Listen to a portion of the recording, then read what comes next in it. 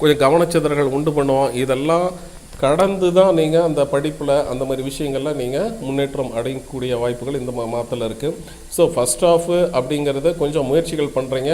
Second ஆஃபை பொறுத்த வரைக்கும் பார்த்தீங்கன்னா அது வெற்றி அப்படிங்கிறது உங்களுக்கு கண்டிப்பாக தேடி வரும்.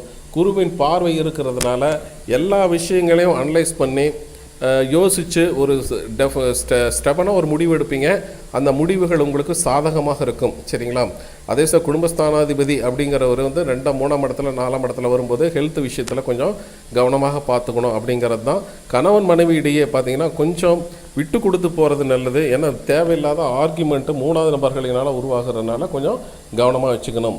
இது பார்த்திங்கன்னா ஒரு பொதுவான பலன்களை தான் நம்ம சொல்லியிருக்கோம். உங்களுடைய சுய ஜாதகத்தில் இருக்கிற கோள்களை நிலைகள் தசாபுத்திகள் இதெல்லாம் வச்சு தான் 100% ப்ரிடிக்ஷன் சொல்லாங்க. இதற்காக மென்மேலும் இதை பற்றி நம்ம டீட்டெயிலாக தெரிஞ்சுக்கணும் நீங்கள் விருப்பம் இருந்தால் ஸ்க்ரீனில் இருக்கிற என்னோடய வாட்ஸ்அப் எனக்கு கான்டாக்ட் பண்ணுங்கள்.